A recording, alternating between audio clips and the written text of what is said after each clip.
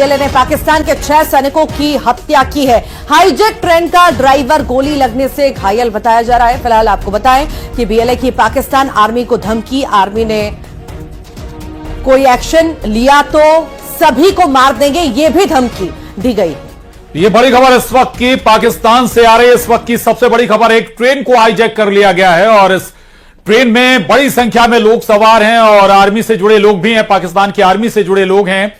तो पाकिस्तान के बलूचिस्तान में ये ट्रेन हाईजैक की गई है। जफर एक्सप्रेस, उस ट्रेन का, पाकिस्तान की जफर एक्सप्रेस ट्रेन हाईजैक हुई है और बीएलए ने पाकिस्तान की ट्रेन को न केवल हाईजैक किया बल्कि इस हाईजैक ट्रेन में 100 पाकिस्तानी सेना के सैनिक भी हैं और 500 से ज्यादा लोगों को इस ट्रेन में बंधक बनाकर रखा गया है। और यह भी कहा जा रहा है कि अगर आर्मी कोई एक्शन लेती है तो सभी को मार दिया जाएगा, यानी जो लोग ट्रेन में सवार हैं किसी की जान बख्शी नहीं जाएगी।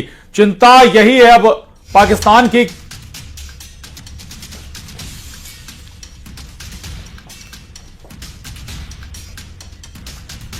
और डिफेंस एक्सपर्ट मोहम्मद शाह अली हमारे साथ जुड़े हैं इस खबर पर।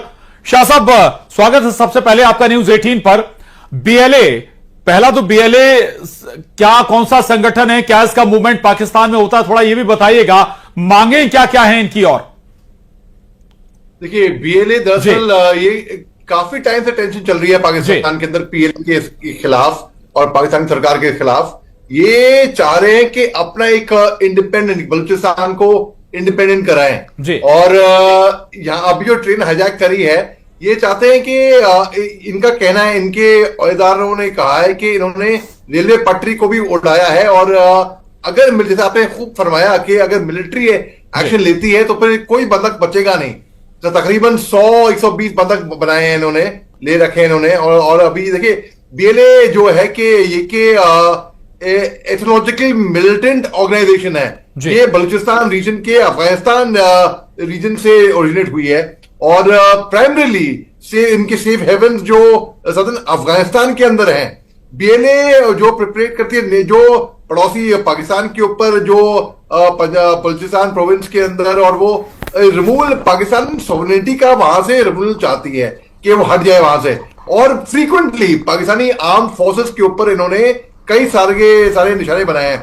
अब बीएलए का पहला रिकॉर्डेड एक्टिविटी था सन 2000 में, जब उन्होंने पहला क्रेडिट लिया था। एक सीरीज ऑफ बॉम्बिंग्स हुई थी पाकिस्तानी अथॉरिटीज के ऊपर।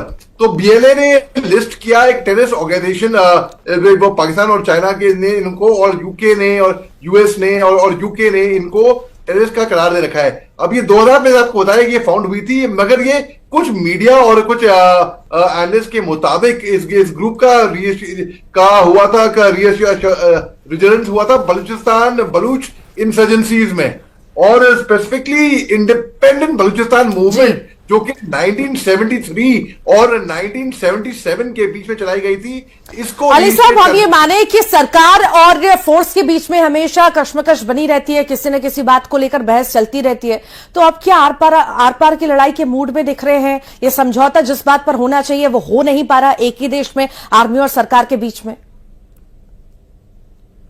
समझौता हो नहीं पा रहा है। और पाकिस्तान की सरकार को भी समझना चाहिए ये बात कि बीएलए उनके नाक में दम कर रखी है और ये फ्रीक्वेंटली हमले कर रखी है। अभी वक्त आ गया है कि पाकिस्तान की सरकार को और बीएलए को एक मेज पे, एक टेबल पे, एक डायलॉग के लिए, एक बातचीत के लिए आना चाहिए। लेकिन देखिए, इनके 2 फॉर्मर केजीबी एजेंट्स थे, मिशा और शाशा, और मिशा और शाशा की बीएलए ये बिल्कुल अली साहब, यानी कि प्रायोरिटी अभी यही होगी कि कैसे भी जो 500 लोग फंसे हुए हैं उस ट्रेन में या बंधक हैं, उन्हें कैसे छुड़ाया जाए।